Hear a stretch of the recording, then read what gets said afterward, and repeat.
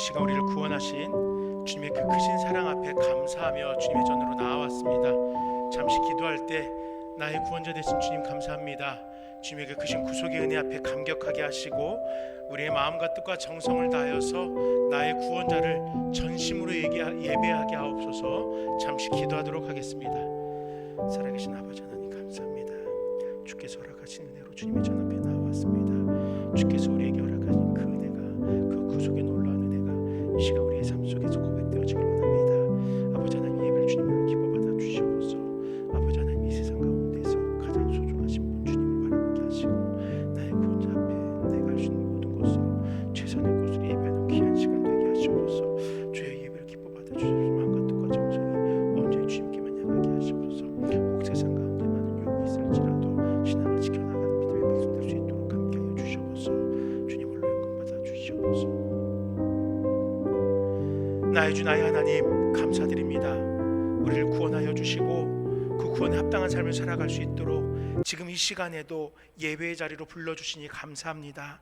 내가 할 수 있는 것 아무것도 없사오지만 주님께서 우리에게 역사하셨사오니, 주님께서 우리를 인도하셨사오니 감사하고 감격함으로 마음껏 주님을 예배하는 귀한 시간 되게 하시옵소서. 주님 예배를 홀로 기뻐하여 주시옵소서. 예수 이름으로 간절히 기도드립니다. 아멘.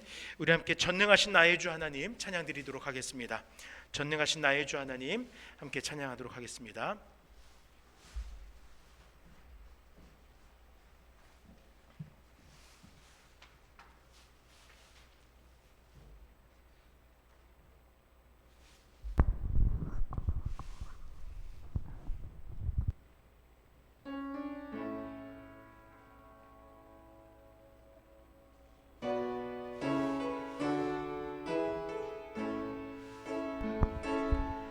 전능하신 나의 주 하나님은 능치 못하실 일 전혀 없네. 우리의 모든 간구도, 우리의 모든 생각도, 우리의 모든 꿈과 모든 소망도 신실하신 나의 주 하나님은 우리의 모든 괴로움 바꿀 수 있네. 불가능한 일 행하시고 죽은 자를 일으키시니 그를 이길 자 아무도 없네. 주의 말씀 의지하여 깊은 곳에 금을 던져 오늘 그가 놀라운 일을 이루시는 것 보라. 주의 말씀 의지하여 깊음으로 금을 던져 믿는 자에겐 능치 못함 없네. 전능하신 나의 주 하나님은, 전능하신 나의 주 하나님은 능치 못하실 일 전혀 없네. 우리의 모든 간구도, 우리의 모든 생각도, 우리의 모든 꿈과 모든 소망도 신실하신 나의 주 하나님은 우리의 모든 괴로움 바꿀 수 있네. 불가능한 일 행하시고 죽은 자를 일으키시니 그를 이길 자 아무도 없네. 주의 말씀 의지하여 깊은 곳에 금을 던져 오늘 그가 놀라운 일을 이루시는 것 보라. 주의 말씀 의지하여 믿음으로 금을 던져 믿는 자에겐 능치 못함, 믿는 자에겐 능치 못함 없네. 믿는 자에겐 능치 못함 없네. 무화과 나뭇잎이 마르고 포도 열매가 없으며 감람나무 열매 그치고 논밭에 식물이 없어도 우리의 양떼가 없으며 외양간 송아지 없어도 난 여호와로 즐거워하리 난 여호와로 즐거워하리 난 구원의 하나님을 인해 기뻐하리라. 무화과 나뭇잎이 마르고 포도 열매가 없으며 감람나무 열매 그치고 논밭에 식물이 없어도 우리의 양떼가 없으며 외양간 송아지 없어도 난 여호와로 즐거워하리 난 여호와로 즐거워하리 난 구원의 하나님을 인해 기뻐 난 여호와로 즐거워하리 난 여호와로 즐거워하리 난 여호와로 즐거워하리 난 구원의 하나님을 인해 기뻐하리라. 찬양하세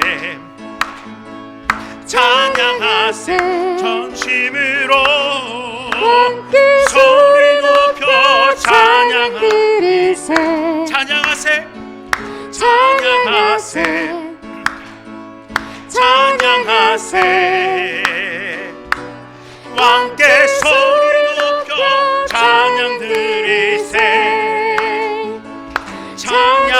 찬양받기에 합당하신 주님 언제나 동일하신 주 우리 주 무릎 꿇고서 주 이름 외치세 예수 나의 왕 예수 나의 왕 예수 나의 왕 찬양하세 찬양하세 찬양하세 왕께 소리 높여 찬양 드리세 찬양하세 찬양하세 왕께 소리 높여 찬양 드리세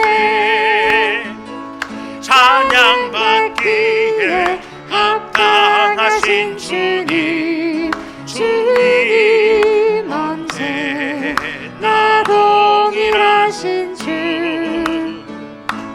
무릎 꿇고서 주 이름 외치세 예수 나의 왕 예수 나의 왕 예수 나의 왕 예수 나의 왕 아멘 예수 나의 왕 예수 나의 왕 예수 나의 왕 아멘 찬양하라 내 영혼아 찬양하라 내 영혼아 온 마음과 정성 다하여 주 찬양하라 찬양하라 찬양하라 내 영혼아 찬양하라 내 영혼아 내 정성 다하여 주 찬양하라 경배하라 경배하라 내 영혼아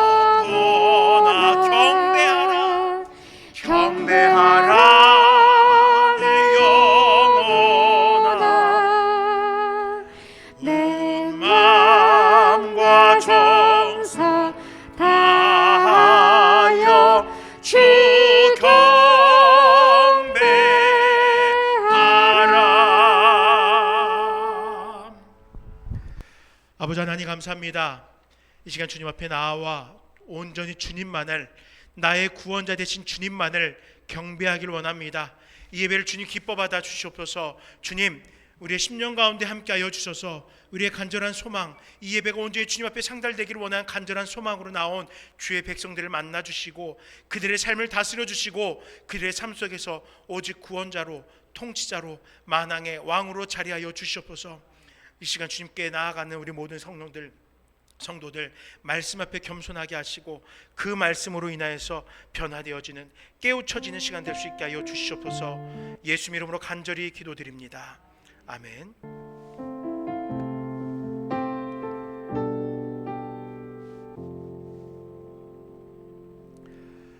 하나님께서 오늘 우리에게 허락하신 말씀은 이사야 14장 1절에 32절까지의 말씀입니다. 구약성경 984쪽쯤에 위치했습니다. 이사야 14장 한 절씩 교독하도록 하겠습니다.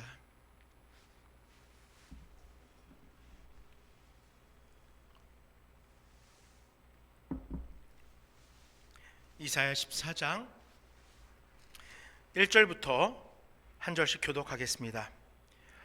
여호와께서 야곱을 긍휼히 여기시며 이스라엘을 다시 택하여 그들의 땅에 두시리니 나그네 된 자가 야곱 족속과 연합하여 그들에게 예속될 것이며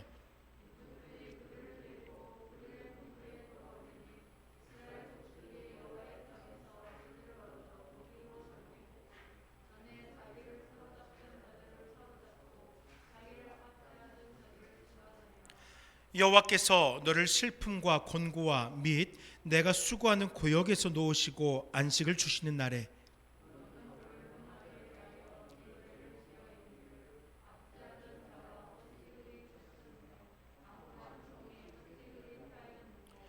여호와께서 악인의 몽둥이와 통치자의 귀를 꺾으셨도다.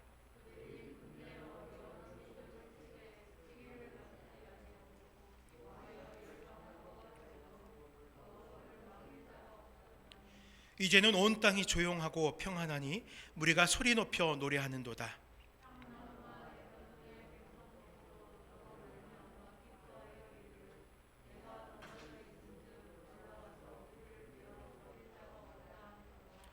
아래의 소울이 너로 말미암아 소동하여 내가 오는 것을 영접하되 그것이 세상의 모든 영웅을 너로 말미암아 움직이게 하며 열방의 모든 왕을 그들의 왕자에서 일어서게 하므로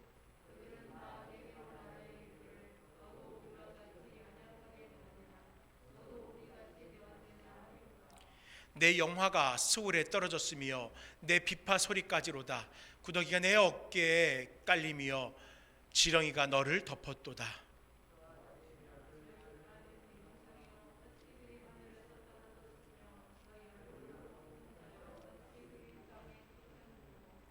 내가 내 마음에 이르기를 내가 하늘에 올라 하나님의 뭇별 위에 내 자리를 높이리라. 내가 북극 지폐의 산 위에 앉으리라.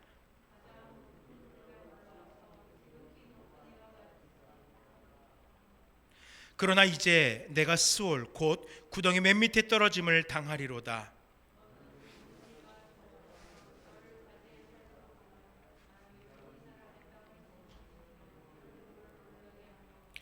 세계를 황무하게 하며 성읍을 파괴하고 그에게 사로잡힌 자들을 집으로 놓아보내지 아니하던 자가 아니냐 하리로다.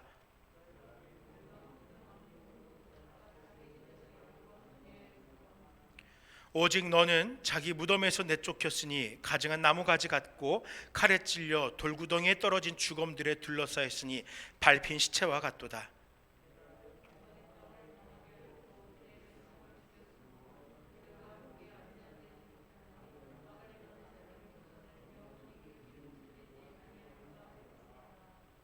너희는 그들의 조상들의 죄악으로 말미암아 그의 자손 도륙하기를 준비하여 그들이 일어나 땅을 차지하여 성읍들로 세상을 가득하게 하지 못하게 하라.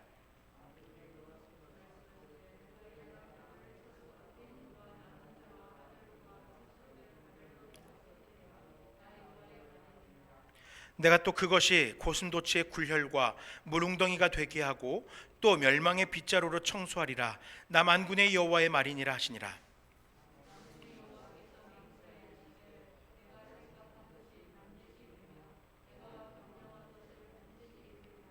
내가 아수르를 나의 땅에서 파하며 나의 산에서 그것을 짓밟으리니 그때 그의 멍에가 이스라엘에게서 떠나고 그의 짐이 그들의 어깨에서 벌어질 것이라.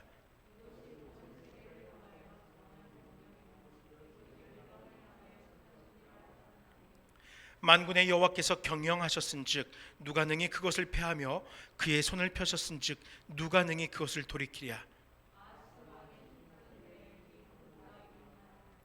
블레셋 온 땅이여 너를 치던 막대기가 부러졌다고 기뻐하지 말라. 뱀의 뿌리에서는 독사가 나겠고 그의 열매는 날아다니는 불뱀이 되리라.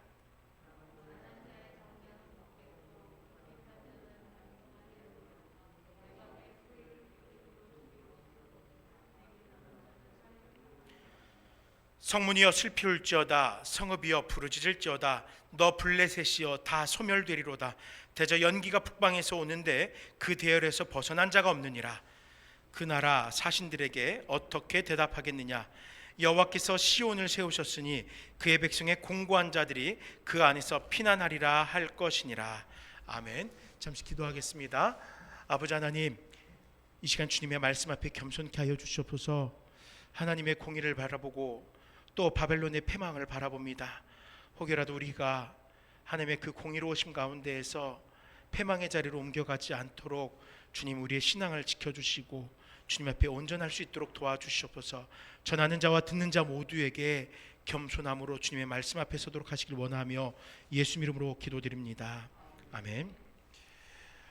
우리가 이제 역사를 되돌아보면은 나라가 세워지고 망하고 하는 일들을 빈번하게 보게 됩니다. 우리나라만 보아도 고조선이라는 나라에서 시작돼서 고구려와 신라와 백제와 또 통일신라와 고려와 조선, 대한제국 이렇게 계속적으로 나라가 세워지고 무너져 내리고 바뀌어지면서 지금껏 이어져 왔습니다. 이렇게 사라지는 것이 어찌 보면 매우 흔한 일인 것 같고요. 우리나라뿐만 아니라 온 열방들을 바라보아도 이런 일들은 그렇게 특별한 일은 아닌 것 같습니다. 물론 이것이 우리가 지금의 시점에서 보았을 때 2000년, 3000년, 4000년 전의 역사를 단순히 바라보았을 때는 이렇게 가볍게 여겨질 수 있겠지만 그 당시엔 또 이 나라들이 세워지고 망하는 것이 얼마나 고통스러운 일이고 아픔의 일이겠습니까? 제가 요즘 이렇게 이사야의 말씀을 묵상하면서 한 가지 저의 부족함을 깨달았습니다. 물론 성경으로 이렇게 바라보면서 대략적으로는 알고 있지만 이 성경의 역사가 이 세계의 역사와 어떻게 병행되는지를 조금 더 확신 있게 성도님들에게 전하고 가르쳐야 될 저에게 그런 의무가 있는데 그런 부분에 내가 너무 게을리했던 것 같다라는 생각이 들었습니다. 그래서 지금 공부하고 있어요. 기독교의 역사, 이 성경의 역사와 또 세계의 역사를 함께 다시 이 중동 지역의 역사들을 공부하고 있어요. 그래서 빠르면 4월쯤 부활절이 지나고 나서 늦어도 6월 안으로는 한번 특강을 하려고 그래요. 우리 성경의 이 창조부터 우리의 지금의 신앙의 삶까지 어떻게 성경을 중심으로 이 역사가 변해져 왔는지를 좀 정확히 좀 짚어보려고 합니다. 이것을 알면은 이사야의 말씀을 보는 게 우리에게 조금 더 쉽게 다가올 것 같더라고요. 그러면서 얼마나 많은 나라들이 이 세상 가운데서 세워졌다 사라지면서 하나님의 역사 속에 존재했는지를 깨달을 수 있는 것이죠. 그래서 이렇게 나라들의 흥망을 바라보면서 흥망성쇠를 바라보면서 무엇을 묵상하려고 하냐면요, 시대 변화 속에서 무엇을 깨달으려고 하냐면요, 하나님이 일하신다는 거예요. 하나님께서 그 모든 일들 가운데 함께하고 있다는 것이에요. 하나님의 섭리 없이는 그 어떤 나라도 온전할 수 없다라는 사실을 함께 묵상하려고 하는 것입니다. 하나님께서 어떻게 일하실까요? 하나님께서 어떻게 일하실까요? 알 수 없어요. 다만 하나님은 하나님의 뜻을 따라 일하실 거예요. 하나님의 계획을 따라 일하실 거예요. 하나님의 백성을 보존하기 위해서 세상의 불의를 이 땅에 자리하지 못하게 하실 거고, 하나님께 뜻하신 바대로 이 땅이 이루어지도록 하나님 일하신다는 거예요. 때문에 우리들은 세상을 바라보면서 세상의 불의에 대해서 하나님께서 무능하신 것 아니야? 근심하지 않아도 돼요. 하나님은요, 우리를 위해서 일하십니다. 우리 성도들이 공의에 행하도록 돕기 위해서 불의를 다스릴 거예요. 이러한 믿음을 가지고 하나님의 통치를 바라본다면은 모든 순간이 우리의 입술에서 은혜로 고백되어질 것입니다. 오늘 말씀을 함께 묵상하면서 공의를 이루기 위해서 이스라엘 중심으로 일하시는 하나님, 그리고 지금 이 시간 우리를 중심으로 일하시는 하나님을 만나는 귀한 시간 될 수 있기를 축원드립니다. 여호와께서 그러면은 우리 이 세상을 어떠한 마음으로 바라보시는가, 하나님의 백성들을 어떠한 모습으로 바라보시는가를 1절과 2절의 말씀을 통해서 먼저 살펴보려고 합니다. 이사야 14장은 이스라엘이 포로의 삶에서 돌아오게 되는 모습이 시작되고 있습니다. 특히 이스라엘의 주권이 회복되는 모습을 본문은 긍휼이라는 단어로 표현하고 있어요. 세계 역사를 중심으로 살펴본다면은 바벨론이 메대와 바사에게 멸망당합니다. 아수르를 정복하였지만, 그리고 바사 왕인 고레스는 메대를 정복하여서 대제국을 세우게 됩니다. 그리고 이때 바벨론의 포로가 되었던 이스라엘은 고레스의 칙령에 의해서 본토로 귀환하는 혜택을 누리게 돼요. 그렇기 때문에 세계사 관점에서 남유다의 역사를 살핀다면은 긍휼이 아니에요. 패권을 쟁취한 바사 제국의 선정이에요. 바사 제국이 그 넓은 마음으로 우리는 관대하다, 우리는 관대하니까 이 민족에게 자치를 허락할 거야, 이거거든요.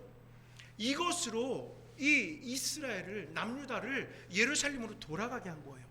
세계사의 입장에서 보았을 땐 그것이지만 하나님의 입장에서는요, 그것이 아닌 거예요. 하나님은요, 고레스의 마음을 다스리셔서 그 고레스의 마음속에 일하셔서 그들로 하여금 남유다가, 하나님의 백성이 더 이상 바벨론에서 포로의 삶이 아니라 그들의 땅 예루살렘으로 돌아가 하나님을 예배하도록 예언하신 바가 이루어지도록 이끌어 가셨던 거예요.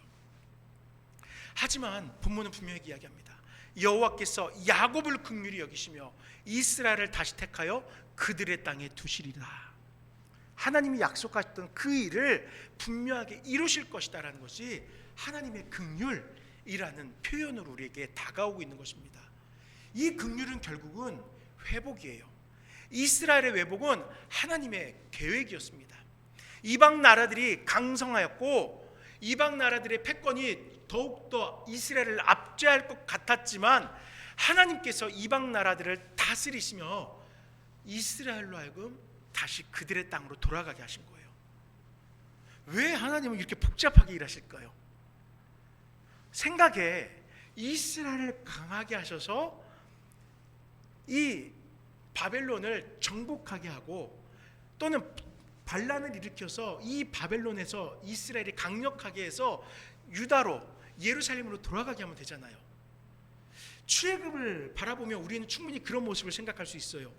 이 백성들이 비록 포로로 잡혀왔지만 그 안에서 성장해서 바벨론이 두려워할 존재가 돼서 결국에 이들이 다시 한번 바벨론을 하게 하면은 참 간단할 것 같잖아요. 그런데 하나님은 그렇게 하지 않으셔요. 하나님의 긍휼은요, 출애굽과 또 다른 방법으로 일하시는 거예요. 그 주변 정세들을 하나님이 예언하신 대로 이루어가기 위해서 오히려 이 바벨론보다 더욱더 강력한 나라들을 만드시고, 그 고레스라는 한 왕을 통하여서 남유다가 자신의 땅으로 돌아가게 하시는 거예요. 하나님의 공의가 이스라엘뿐만 아니라 온 인류 가운데 바로 세워지게 하기 위해서 하나님은요, 이렇게 복잡한 방법을 일하시는 거예요. 바벨론만을 다스리시는 하나님이 아니라 온 인류를 다스리시는 하나님, 이 사실을 알리게 하기 위해서 하나님은요, 지금 이 고레스마저도 다스리고 있는 것이에요. 공의가 무엇입니까? 공의는 하나님의 속성 중 한 가지예요. 모든 인류를 공평하게 대하시는 하나님의 성품이에요. 하나님은요, 하나님의 통치 질서대로 온 인류를 다스려 나가시는 거예요. 어떠한 세상에 그런 강력한 권력에도 하나님은 굴하실 필요가 없거든요. 하나님이 뜻하신 바를, 그 계획을 이루어 가시는 거예요. 그게 공인 거예요. 인류를 대할 때 공의로 판단합니다. 이것이 나의 계획과 합하여지는가? 이들이 내 뜻에 합하여 오고 있는가? 이들이 나를 예배하고 있는가? 이것을 살피시는 거예요. 이 공의에 어긋나면은 세상은 심판당합니다. 무엇을 위해서요? 질서를 바로잡기 위해서요. 즉 공의는 하나님께서 이 세상에 기대하시는 하나님의 질서라는 거예요. 하나님의 질서가 공의로 나타나고 있는 거예요. 이 질서를 살아가도록 하나님은 선지자들을 통하여 말씀을 계시하셨습니다. 인류를 이끌어 오셨던 거예요. 하나님의 영에 의해서 감동된 이들은 하나님의 질서를 알고 하나님 편에 서게 됩니다.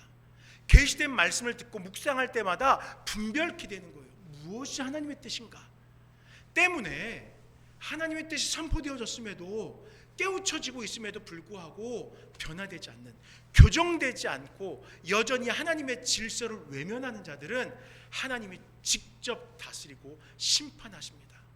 그렇게 하여서 하나님의 공의가, 하나님의 질서가 이 땅 가운데 세워지도록 하나님께서 직접 일하시는 거예요.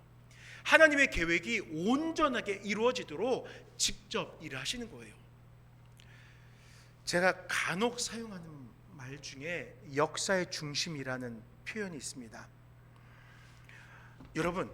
여러분들은요 역사의 중심 인물입니다. 여러분 한 분 한 분들은요 역사의 중심 인물이에요. 이 자리에서 하랑이가 같이 예배를 드리죠. 이 어린 하랑이 역사의 중심 인물이에요.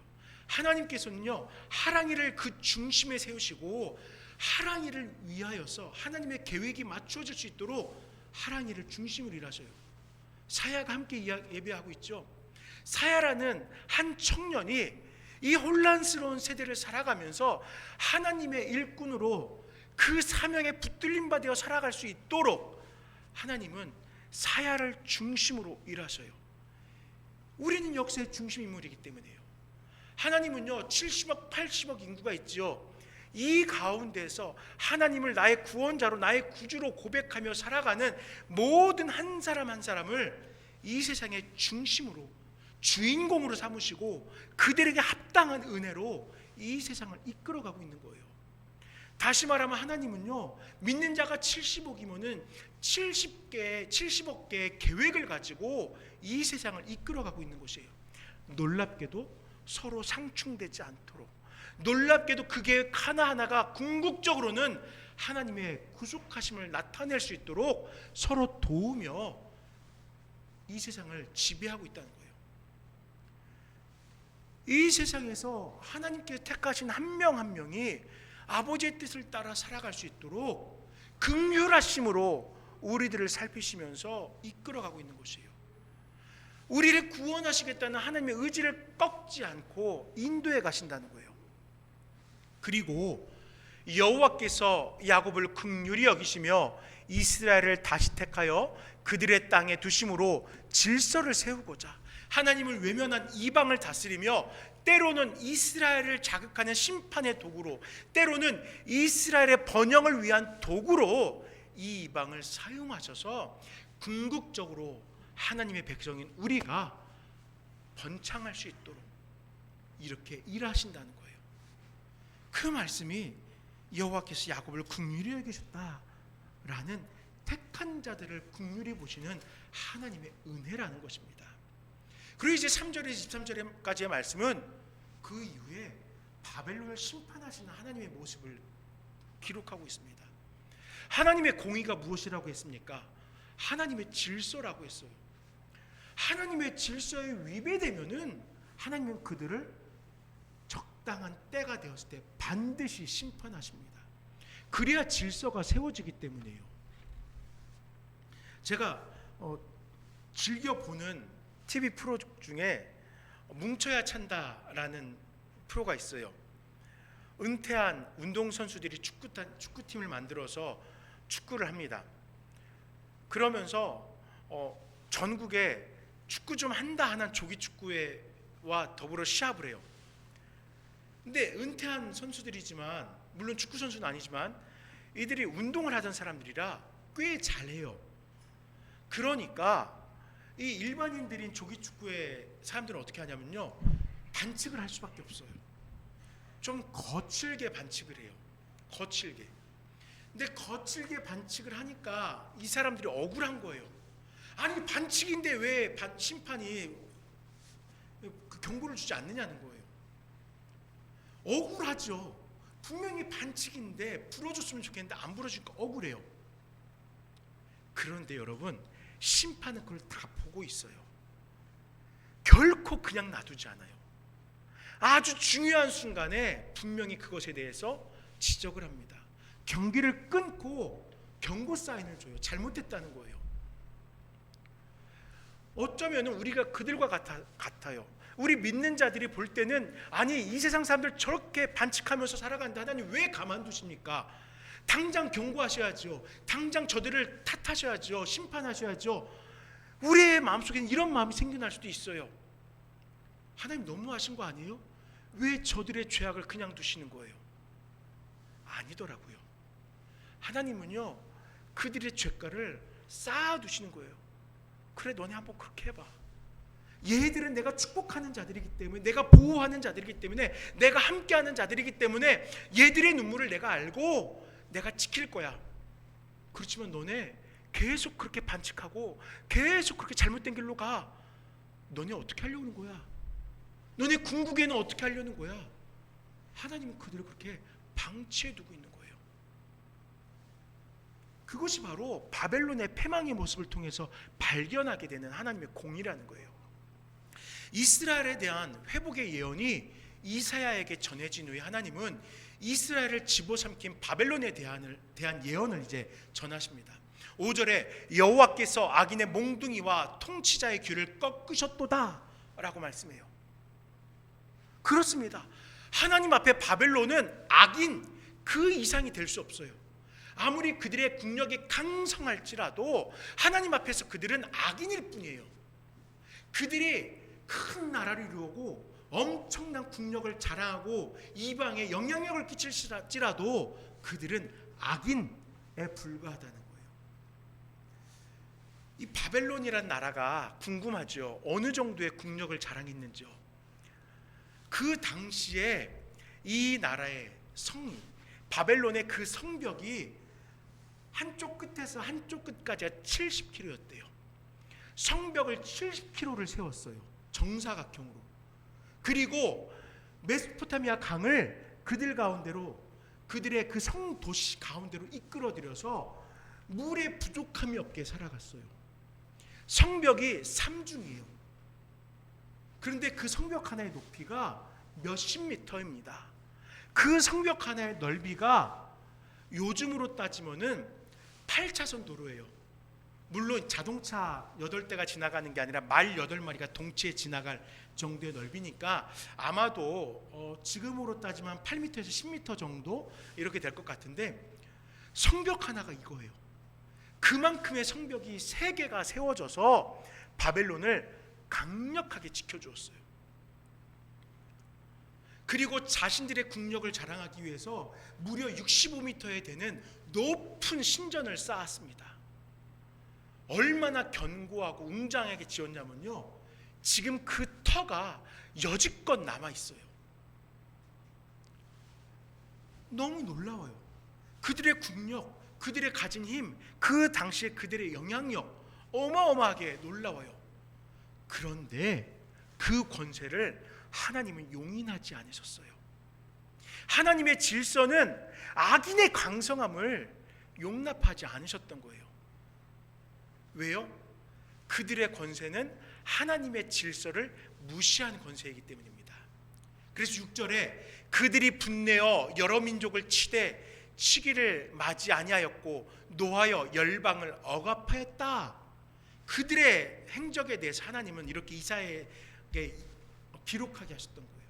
그들의 악한 모습을 이렇게 기록하게 했던 거예요. 힘이 있거든요. 강성하거든요. 그러니까 그들이 스스로의 질서를 만들어 나갔다는 거예요. 하나님의 질서가 있는데 지금 이들은 자신들을 위한 질서를 만들어 나갔다는 거예요. 세상을 향하여 강포를 드러내었고 또한 자신들의 힘으로 무질서를 조장했습니다.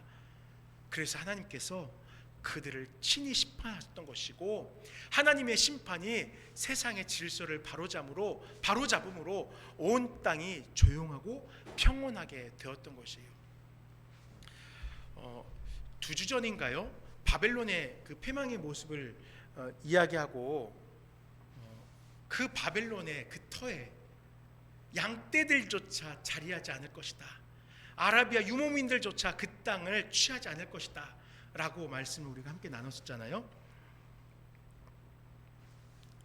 이 땅이 어디냐면요, 이라크예요. 이라크. 오늘날에 이라크인데 놀랍게도 성경의 말씀대로 그 땅은 황무지가 되어 있어요. 이라크에 강력한 힘을 드러내려고 했던 대통령이 있죠. 후세인이라는. 주변 나라들과 전쟁을 일삼고 자신의 국력을 일으켰잖아요. 그가 그 일을 하면서 꿈꿨던 것이 있어요. 바벨론 제국의 건설이에요. 그 나라가 자리하고 있던 그 바벨론의 땅, 물론 지금에 있는 이제 이라크 바그다드하고는 조금 이제 거리가 떨어져 있어요. 이라크 안에는 있지만 그곳에다가 도시를 정하고 바벨론의 그 영화를 회복하려고 했어요. 누가요? 후세인이요. 그래서 그 땅에다가 대통령궁 별장을 짓고 그 땅에 그런 역사적인 가치 있는 유물들을 발굴하고 그런 일들을 벌였어요. 그 땅의 영화를 회복하겠다고. 어떻게 됐습니까? 그 모든 일들이 수포로 돌아갔어요. 후세인의 이라크는 철저하게 망가지고 말았어요. 하나님께서 이사야를 통해서 예언하셨던 대로 그 땅에는 황무함밖에 남지 않게 되었어요. 일으켜 세우려고 하였지만 일으켜 세울 수가 없어요. 왜요? 이때 3500년 전에 일하셨던 하나님은, 아니죠, 3000년 전에 일하셨던 하나님은 지금도 일하고 계시기 때문이에요. 그때 이 바벨론을 패망으로 이끌어 가셨던 하나님은 지금도 일하고 계시기 때문이에요. 하나님의 그 뜻 앞에, 계획 앞에, 질서 앞에 있지 않고 벗어나 있었기 때문에, 하나님 앞에 교만함으로 그 밖에 있었기 때문에, 속하길 거부했기 때문에, 하나님의 통치 질서 따르길 거부했기 때문에 하나님은 그 땅 가운데 패망을 허락하셨던 거예요. 교만하기 때문에 그들은 하나님께 정하신 세상의 모든 질서를 거부했던 거예요. 하나님이 택하시고 돌보시는 백성들에게 거리낌 없이 두려움 없이 칼을 드러내었기 때문에 하나님 그들을 심판한 겁니다. 물론 그렇게 이야기하죠. 이스라엘 백성들이 하나님께 범죄하였잖아요. 그렇죠. 맞아요. 이스라엘 역시 하나님의 징계를 받아 마땅한 지경에 처해 있었습니다. 하지만 그들은 여전히 하나님께 구별된 성민이었어요. 때문에 이들을 향하여 거침없이 칼날을 빼어든 것은 곧 하나님을 향한 교만의 극치를 보는 거예요. 이러한 교만의 대가가 무엇입니까? 한때는 동방의 많은 나라 가운데 가장 강대하고 부유한 나라였던 바벨론. 그러나 결국은 미디아와 페르시아 제국에 의해서 멸망당하고 맙니다. 18절에 20절 말씀에 열방의 모든 왕들은 모두 각각 자기 집에서 영광 중에 작업만은 오직 너는 자기 무덤에서 내쫓겠으니 가증한 나무 가지 같고 칼에 찔려 돌구덩이에 떨어진 죽음들에 들러싸였으니 밟힌 시체와 같도다. 내가 내 땅을 망하게 하였고 내 백성을 죽였으므로 그들과 함께 안장되지 못하나니 악을 행하는 자들의 후손은 영원히 이름이 불려지지 아니하리로다 할지니라. 그렇습니다. 그들의 교만은 스스로 자멸의 길로 몰아넣은 어리석은 행동이었던 거예요. 이사야 29장 20절 말씀에 이는 강포한 자가 소멸되었으며 오만한 자가 그쳤으며 죄악의 기회를 엿보던 자가 다 끊어졌음이라 말씀합니다. 이사야를 통한 하나님의 예언은 한결같이 교훈하고 있어요. 하나님 앞에 교만한 자들은 자멸하게 된다, 이거예요. 지금의 바벨론도 또 그 어떤 민족이든지 하나님을 향한 패역은, 교만은 피할 수 없는 심판이라는 것입니다. 하나님의 공의가 실현되지 않는다고 안타까움을 누리면서 살아갈 때가 우린 있죠. 하나님의 사랑이 통치하는 이 세상이 여전히 무질서하다고 외면하면서 하나님 소망이 없는 것 같아요. 하나님 일하시지 않는 것 같아요. 혹 이러할 수도 있어요. 이때 우리는 이 선지서의 말씀들을 통하여서 의인을 회복시키시고 악인을 심판하신 하나님을 만나야 되는 것이에요. 이사야뿐만 아니라 수많은 선지서의 말씀이 우리에게 한결같이 교훈하는 건 그거예요. 하나님의 공의는 회복된다는 거예요. 하나님의 공의는 회복된다. 하나님의 질서가 세워진다. 하나님의 백성들은 회복될 것이다 라는 거예요. 하나님께 택하신 거룩한 백성 이스라엘은 결국 회복되게 하시고, 하나님 앞에 교만함으로 범죄한 자들은 멸망하게 하시는 통치 질서를 분명히 깨닫게 하시는 것입니다. 하박국 2장 3절의 4절 말씀에 이 묵시는 정한 때가 있나니 그 종말이 속히 이르겠고 결코 거짓되지 아니하리라. 비록 더딜지라도 기다리라. 지체되지 않고 반드시 응하리라. 보라, 그의 마음은 교만하며 그 속에서 정직하지 못하나 의인은 그의 믿음으로 말미암아 살리라. 아멘. 반드시 응하게 됩니다. 그리고 반드시 살아나게 될 것입니다. 우리에게 조급함이 느껴지는 것은 우리가 그 마지막 때를 우리 스스로 저울질하고 있기 때문이에요. 그리고 분명히 성취될 여호와의 공의를 온전히 신뢰하지 못하기 때문에 조급한 것이에요. 기독교 언론을 표방하면서 교계의 온갖 불의한 일을 보도하는 언론이 있어요. 그들의 수고가 있어서 교계의 정화작용이 생겨나고 있는 것도 사실입니다. 그런데 안타까워요. 그들 스스로 불의하다 여기는 것들에 칼을 겨누고 정화되지 않고 의롭지 않은 일들을 언론의 힘으로 대항하려고 합니다. 분명 불의한 자들은 그에 합당한 징벌이 있어야 돼요.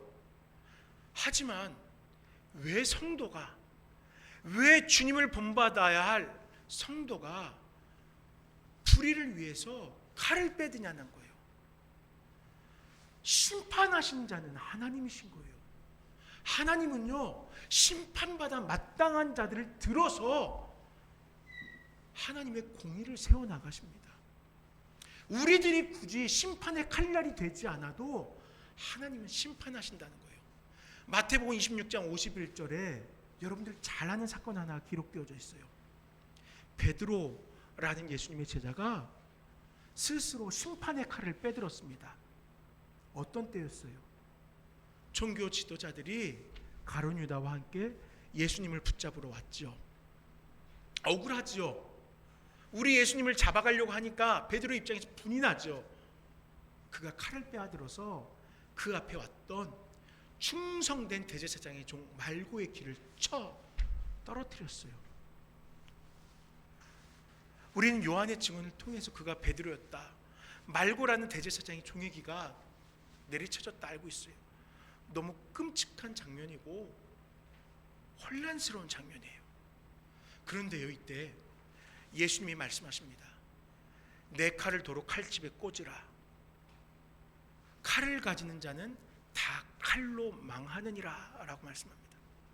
베드로의 입장에서는 말고를 가로막고 예수님의 잡히심에 끝까지 항거하고자 했지만 예수님의 계획은 그렇지가 않았어요. 요한복음 18장 11절 말씀에 예수께서 베드로더러 이르시되 칼을 칼집에 꽂으라.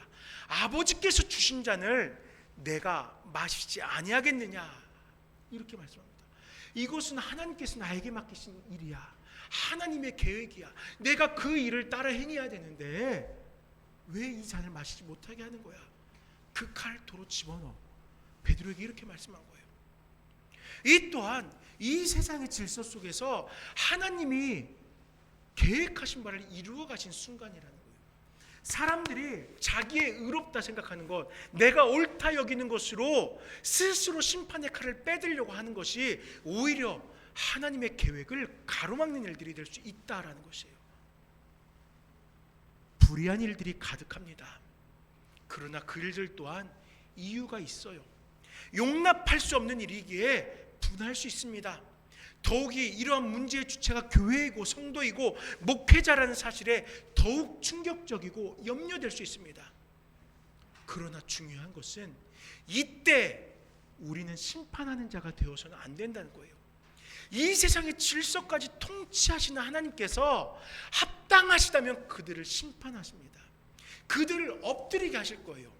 이 세상의 바벨론을 분명히 하나님께서 예정해 두셨고 그들을 통하여 하나님의 공의를 회복시키실 것이고, 그리고 이 세상의 바벨론을 다시금 패망케 하심으로 하나님의 질서가 이 땅 가운데 온전하여질 수 있도록 이끌어 가신다라는 것입니다. 그럼 우리는 무엇하냐고요? 하나님께서 다 일하시면은 우리는 무엇하냐고요? 이렇게 질문을 가질 수가 있죠. 뭐 하겠어요? 나를 돌아보아야죠. 나를 살펴야죠. 내 신앙이 그들과 다를 바 없는 삶을 살고 있는 것은 아닌지 점검해야 되죠. 내가 겉으로는 크리스찬이다, 성도다 가면 쓰고 있으면서 내 속사람은 이 세상의 바벨론과 다를 바 없이 하나님 앞에 교만하고 불의를 행하고 있지는 않는지 살펴야죠. 우리는 하나님께서 불의가 가득한 세상 속에서 여전히 일하심을 계속해서 확신해야 돼요. 내 조급함이 아니라 하나님께서 그 불의가 완전히 멸절되도록 일하실 것을 기다릴 수 있어야 되는 것입니다. 우리 함께 22절의 말씀을 함께 읽도록 하겠습니다. 22절의 말씀입니다. 만군의 여호와께서 말씀하시되 내가 일어나 그들을 쳐서 이름과 남은 자와 아들과 후손을 바벨론에서 끊으리라. 나 여호와의 말이니라. 아멘. 여호와께서 말씀하시되 내가 일어날 것이다. 하나님께서 일하시겠노라 라고 우리에게 말씀하십니다. 우리를 긍휼히 여기신 하나님은 하나님의 공의를 이 땅 가운데 회복시키시기 위해서 바벨론을 패망케 하셨습니다. 또한 이 세상 가운데에서 하나님의 공의를 이루시기 위해서 이 세대의 불의한 자들, 이 세대의 바벨론을 반드시 멸절시키실 것입니다. 우리는 그것을 확신하면서 하나님의 공의에서 회복을, 긍휼하심을 있기를 소망하는 한 명 한 명이 되어야 되는 것입니다. 여러분, 하나님은 변함없는 분이심을 우리는 알고 있죠. 성경이 우리에게 증언하는 하나님의 성품이 무엇이에요? 변함없는 하나님이라는 거예요. 하나님은 스스로 존재하시면서 하나님께 뜻하신 바를 변함없이 이루어 가시는 분이라는 사실을 성경은 한결같이 우리에게 이야기합니다. 그래서 알파와 오메가라고 우리 주님을 이야기하잖아요. 처음이나 끝이나 한결같은 분이에요. 처음에도 나중에도 있을 분이심을 선포하시면서 무엇보다 하나님의 백성을 구원하시겠다는 그 불변의 사랑을 인류를 향하여 고백하신 분입니다. 말라기 3장 6절에 나 여호와는 변하지 아니하나니 그러므로 야곱의 자손들아 너희가 소멸되지 아니하느니라 라고 말씀합니다. 소멸되지 않는다라고 말씀합니다. 변하지 않습니다. 사랑하기로 예정한 자들, 그 사랑의 울타리에 살아가는 자들은 영원토록 소멸됨이 없이 마지막 날에 하나님과 영원한 관계를 누리게 되는 거예요. 이러한 구속을 위하여 이 땅에 이방이 있습니다. 하나님의 보살핌 가운데 있지만 마지막까지 심판의 길을 자청하는 자들이 있습니다. 바벨론도 그와 같은 자들이었어요. 돌아설 기회가 있음에도 돌아서지 않은 자들, 불의의 앞장선 자들을 하나님은 결코 참으시고 기다리시고 인정치 않으십니다. 마지막 순간에 심판하시는 거예요. 공의를 위해서 불의에서 돌아서지 않은 자들을 심판하십니다. 이러한 공의를 향한 하나님의 심판은 하나님의 백성인 우리들에게 교훈되어졌어요. 그리고 무엇보다도 우리에게 은혜가 됩니다. 누군가는 너무 무서워, 하나님은 심판하신 하나님이야, 두려워라고 말할 수 있겠죠. 그러나 우리는 이 세상의 불의 가운데서 하나님을 온전히 예배하는 자들을 구별하시고 도우시는 하나님의 은혜를 만났기 때문에 오히려 감격할 수 있어요. 이 자리에 예배한 우리 모든 성도님들, 이 땅에서 주님께서 나의 구원자 되심을 고백하는 성도님들, 우리는 두려워할 필요가 없어요. 우리는 나의 구원자 되어주셔서 지금 나와 함께 하시면서 나로 하여금 그 긍휼하심, 하나님의 그 공의 가운데 이끄신 하나님의 은혜 앞에 매일매일 감격하며 살아가면 되는 것이에요. 하나님의 구원하신 그 은혜를 감사하며 살아가면 되는 것이에요. 사랑하는 성도 여러분, 하나님의 공의의 목적은 바로 우리를 구원하는 것입니다. 우리의 입술로 고백한 그 구원을 살아내도록 돕는 것이에요. 이 세상의 불의에서 끊임없이 우리를 지키시며 우리를 도우시며 우리가 구원받은 의인으로 지금의 삶을 살아가도록 도우시고 있습니다. 이 은혜에 감사하며 삶의 마지막까지 의로움의 길을 걸어가는 매일매일이 매 순간순간이 성령의 강권적인 역사하심으로 성화되어져 가는 모든 성도님들 되시길 간절히 축원합니다. 이 시간 잠시 기도할 때 아버지 하나님 감사합니다. 이 세상의 패망 가운데에서, 불의함 가운데서 우리는 하나님의 공의에 속한 자들 되게 하시옵소서. 잠시 기도하겠습니다. 아버지 하나님, 이사야의 말씀을 통하여서 이 세상의 그 안타까운 처지들 가운데서 공의를 지켜 살아갈 수 있도록 우리 가운데 함께 하시니 감사합니다. 주님, 우리가 살아갈 삶의 모습 가운데 함께하여 주시옵소서. 우리가 살아간 모든 순간들 가운데 주의 역사하여 주시옵소서. 나를 만족하는 삶이 아니라 하나님의 질서, 그 하나님의 공의에 합당하게 살아가는 우리 모두가 될 수 있도록 역사하여 주시옵소서. 아버지 하나님, 이 황폐한 세대 가운데서 우리를 구속하셨사오니, 우리로 하여금 하나님의 그 공의로우심 가운데 살아가게 하셨사오니 감사합니다. 그 구원에 감격하며 패망해져 가는 이 세상을 불쌍히 여기게 하시고, 혹여라도 이 세상 가운데 여전히 하나님의 구원의 그 범주 안에 있는 자들이 있다면은 그들을 향하여 복음을 전하며 그들이 속히 하나님의 품 안에 넘어올 곳을 함께 눈물로 간구하는 믿음의 백성들 되게 하시옵소서. 예수 이름으로 간절히 기도드립니다. 아멘. 우리 하나님의 은혜 함께 찬양드리겠습니다. 하나님의 은혜.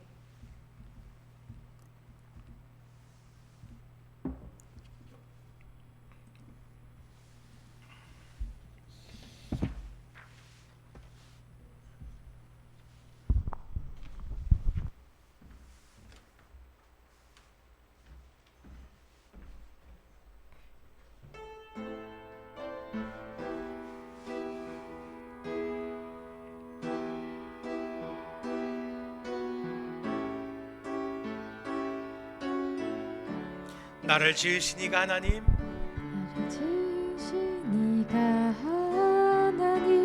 나를 부르신 이가 하나님, 나를 부르신 이가 하나님, 나를 보내신 이도 하나님,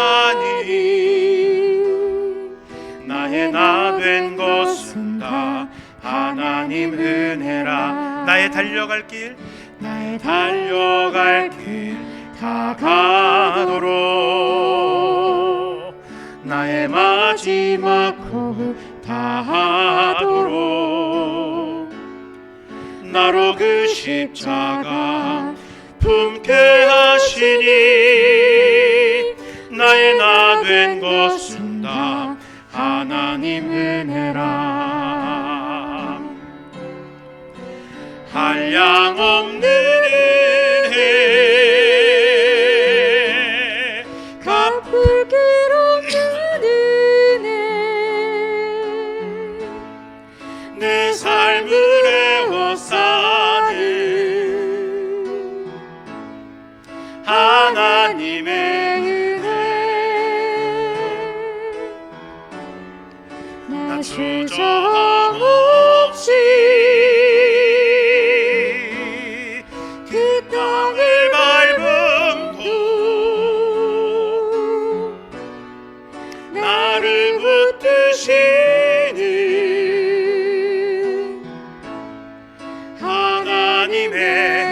나를 붙드시는 하나님의 은혜, 나를 붙드시니 하나님의 은혜. 주님 감사합니다. 주님께서 이 땅을 어떻게 통치하시는지 이 말씀을 통하여 깨우치게 하시니 감사합니다. 이 세상을 바라보면서 악인들이 더 잘되는 모습에 불공평하다 눈물 흘렸던 때도 있었지만 이제는 알 것 같습니다. 하나님의 공의는 지금도 우리를 지키시고 우리를 주의 품 안에 안으시며 그 구원에 합당한 삶을 살아갈 수 있도록 늘 함께하고 있음을 깨달을 수 있었습니다. 그러나 이 세상에 대하여서는 엄하게 심판하시며 그들의 불의함이 하나님의 공의를 넘어서지 못하도록 일하고 계심을 깨우치게 되었습니다. 그 은혜 앞에 감격하며 이 세상을 바라보는 것이 아니라 오직 하나님의 크신 사랑만을 바라보고 살아가는 우리 모든 성도님들 될 수 있도록 축복하여 주시옵소서. 아버지 하나님, 명절을 맞아 가족들이 함께 긴 쉼의 시간을 갖습니다. 이 시간 동안 서로를 위로하고 격려하는 시간 되게 하시고 하나님께서 허락하신 은혜 앞에 감격하는 시간들 될 수 있도록 도와주시옵소서. 우리 안에 기쁨과 감사가 가족들과 더불어 함께 고백되어지게 하여 주시옵소서. 예수 이름으로 간절히 기도드립니다. 아멘. 여호와는 내게 복을 주시고 너를 지키시기를 원하며 여호와는 그의 얼굴을 내게 비추사 은혜 베푸시기를 원하며 여호와는 그의 얼굴을 내게로 향하여 드사 평강 주시기를 원하노라. 아멘.